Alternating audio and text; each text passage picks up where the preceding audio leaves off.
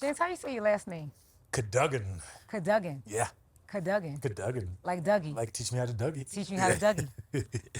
How you doing, man? Good.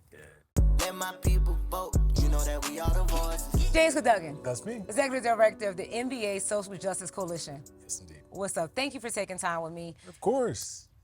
Like, we are at the Utah Jazz Stadium, right? And I think about a year ago, not even a year ago, we was in Las Vegas. You said, Sheena, I'm committed to clean slate. We're going to do this thing. And your actions are louder than your words because you have taken over the stadium with an expungement clinic that you've been supporting the Utah Clean Slate. How are you feeling? Well, I feel really good. And the reason why is here in Utah, you know this better than anybody else. This is the second state in the nation to pass clean slate legislation that will help real people who may have made a mistake, paid their debt to society, come back into the community, be able to get a job, be able to put a roof over their head, food on the table. That matters. And we don't often see opportunities to see justice and justice policy in action in a real way. And so this isn't about me or the coalition. This is about the Jazz and the leadership that they have in Utah. It's about Clean Slate Utah. It's about ROSA. It's about the community partners, the NAACP here, the Black Chamber of Commerce, all those folks coming together to make a difference to their brothers and sisters here in Salt Lake City and in the Utah State. So for that reason, I'm excited. Yeah. So I know you went to law school. I did. And we met when you was at Arnold. You was Arnold Ventures. You was overseeing one of the biggest criminal justice portfolios. Now you're doing this work, bringing criminal justice into the NBA arena. But what really pulls you to this work? Because a lot of times, people into this work for many reasons, whether it's their career trajectory or they have someone who has a lived experience. Like, what made you so passionate and committed to continue down this road to shrink mass incarceration? So for me, the reason that I love social justice work is because of the impacts, but what got me into it is seeing over the course of time my personal background.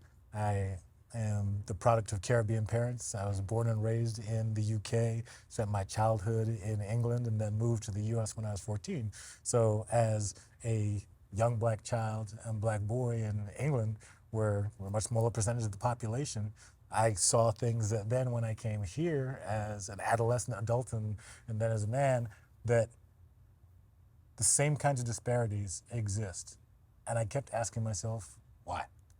Why? Over and over again, why? And that really propelled me to law school and then to do work in the criminal justice system while I was in law school, and then to bend my career into a few different twists and turns. But the through line is to try and answer the question of not just why, but how do we fix it? How do we make sure that the racial disparities that we see, we start to use every tool we have at our disposal to fix them, to shrink those gaps, to make sure that people who look like us have opportunity, right? And that's one of the things that motivates me. But being in the NBA context, I've been a lifelong basketball fan since I was a kid. Yeah. Like I see these sneakers. I don't know they can even get Hey, these. you know. Like, you styling, profiling. I know you probably got all the new sneakers now that you with all the teams and all that. Hey, it's just an excuse to fuel a bad habit. Yeah. But the NBA has been an inspiration to me since I was a kid, like all those years ago. And so now to blend that work, impact work, thinking about racial justice in the NBA community and the sport that I've loved since I was 5, 6 years old, that's a dream come true. Yeah. So, what does it look like getting the players, the teams, the coaches involved in some of these social justice issues? We saw over the last few years with the uprise, all the things happening in our communities across the country, the NBA players really took a stance, right? Lifting up voting rights, criminal justice issues, policing issues, and what really made it formulate to something real? Y'all have a whole coalition. It is something that seems like the NBA is invested in, for real. How did y'all get here, and how do you continue to get that momentum and get people involved in other teams? Honestly, it starts from the leadership that we have across a lot of different sectors of the community. The coalition was founded in 2020 alongside the NBA Foundation as part of the NBA community's collective response to our reawakening on racial justice in America and around the world. And so to be able to have a coalition that has players, head coaches, team governors, and executives from the league office and the Players Association, that's a grouping and a collective that you don't usually see. They all came together to say that we can do something with our platforms on justice issues, that we can bring people together around the things that unite us and make progress. That's really powerful. So the reason that we've managed to sustain the momentum is because the commitment was there in the first place, starting with players and growing throughout the community. And where we are now is like, how do we continue to make sure that we find the issues we can make a difference on and bring people across lines of difference together to push for what we think is right. You know, the thing that I think is so beautiful about the first like big activation that y'all did was in Utah. We talk about racial disparities and how disproportionately black and brown people, people that look like us, are impacted. But today, majority of the people that walk through these doors didn't look like you and I.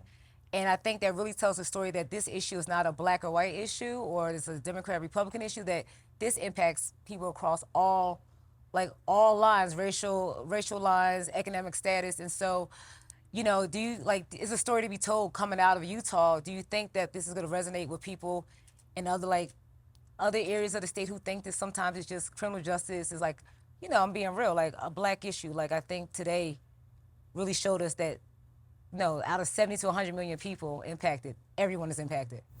I think you're 100% right. And it's such a powerful thing to see a commitment in Utah that says criminal justice is something that affects all of us, no matter where we're from, what we look like, what community we're from. Somebody's been touched by this system. And we have an opportunity to make that case, which I think is really important, that people see. Of course, black folks are disproportionately affected by the criminal justice system, but we're not the only people who are affected by it. Right. And so it's on all of us to try and do what we can to make it better. And we saw today the outpouring of community care and concern from the elected officials and lawmakers who helped pass the bipartisan clean slate law here in Utah, to the Jazz bringing the fact that sports brings us together and people love and pay attention to what these incredible athletes do, to all of the advocates on the ground here who've spent all their time thinking, how do we care for fellow members of our community in Salt Lake City, Salt Lake County, and across the state?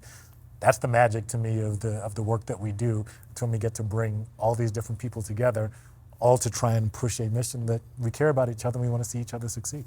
Yeah, the thing that also surprised me, in the middle of the day, when I walked through those doors, hundreds of people were already walking in the doors, and today is a Tuesday. On a Tuesday. A work day. Yep. But people are like, this is so important that I don't want to be defined by my record, that I have to go make my way to the arena. And so it's a beautiful day, a lot of resources. I think, you know, that was something that you all are thinking holistically about the person, just not about the record getting clear, but the resources that people could tap into, bringing all those partners together. So I'm looking forward to like what else is going to be happening later with the NBA Social Justice Coalition, because I mean, this is a high standard y'all set today. Well, first, though, this isn't just us. This is us in partnership with so many people, and that's honestly one of the things that excites me most is you're here and the Clean Slate Initiative and all the great work that you're doing, that we're able to partner with folks who know the Utah community so well. But part of our job is to be able to shed a spotlight in other places and say, hey, Utah is a model. We know that there have been 10 states that have passed clean slate bills across the country. 6 of them are still waiting for implementation, and that's going to happen. But this is an opportunity to get more momentum. It shouldn't just be 10 states, it should be 50. Right. So that's the thing that I think is so exciting. And for us, our job is to figure out how we help support that momentum and continue to drive it and make sure people are paying attention to the good things that are happening. Yeah. Well, I look forward to you coming to Florida. For sure. Florida, in the state of Florida, as we wrap up, only allows you to clear one non-conviction.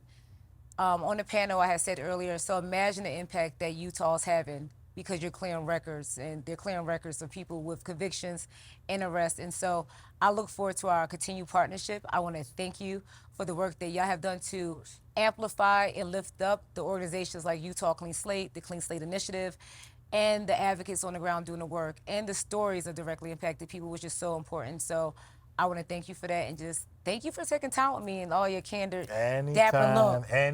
Well, thank you very much. Thank you for all the work that you are doing and everything you've done to help fuel and catalyze this movement. So much more to do, of course, but this is a great moment of celebration, and looking forward to doing more with you in the days to come. Thank you. Thanks, Ren. Thank you, BJ. Where you at?